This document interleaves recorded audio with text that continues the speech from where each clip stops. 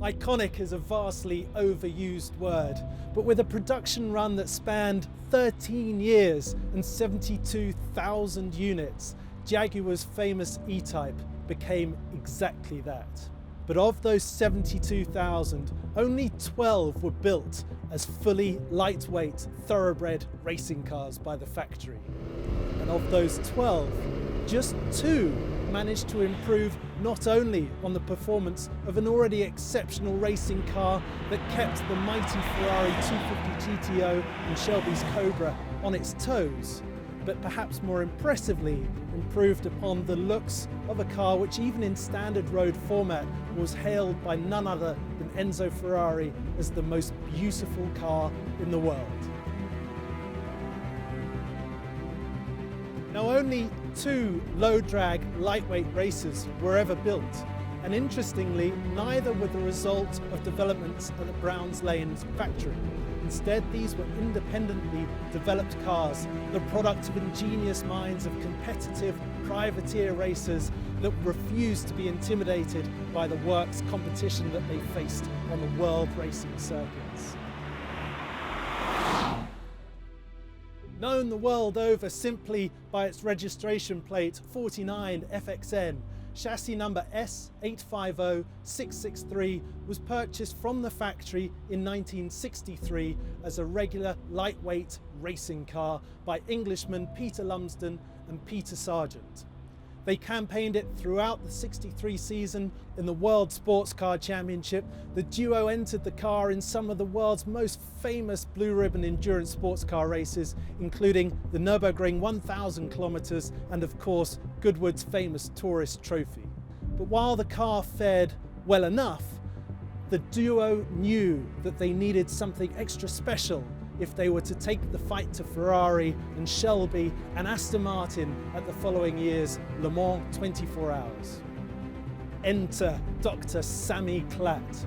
Initially recruited by the team just as an interpreter, this brilliant young engineer from London's Imperial College soon emerged to be an extraordinary talent.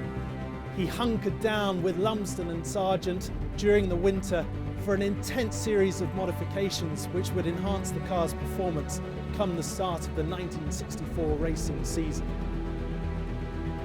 Now, over that winter, the trio had embarked on a brilliantly crude yet rigorous testing program, much of which took place on Britain's M1 motorway.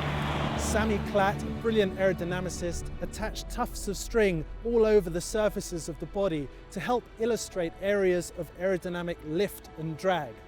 They would drive the car at high speed and delicately bash body panels into shape using a simple rubber mallet until those tufts of string lay flat and straight. When they achieved that, this glorious shape which you see before you emerged as the ultimate example of form following function. But the aerodynamics were only a small part of the trio's work that winter. So many changes took place under the skin. The suspension, for example, was enhanced with renewed geometry to massively improve stability when braking from high speed. The engine too benefited greatly with an improved combustion chamber and camshafts, delivering a little more power, which was fine-tuned further still by variable length exhausts, which they would adjust to best suit each individual circuit. Of course, such engineering developments are familiar fodder for historic race preparers today, but in 1963, these were advances that even the factory had yet to make.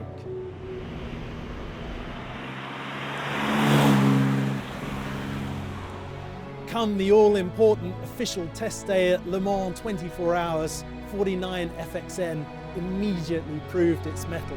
It recorded an extraordinary 164 miles an hour down the Mulsanne Straight in the wet, and the lap time that day was fast enough not only for second in the GT class, but 6th overall, an astonishing achievement. Unfortunately, come the race itself, the car that had run as high as 3rd in class for many, many hours succumbed to gearbox failure in the middle of the night and sadly never managed to see the checkered flag. but not before it had gone even faster still down the Mulsanne Straight, being timed at a quite extraordinary 174 miles per hour.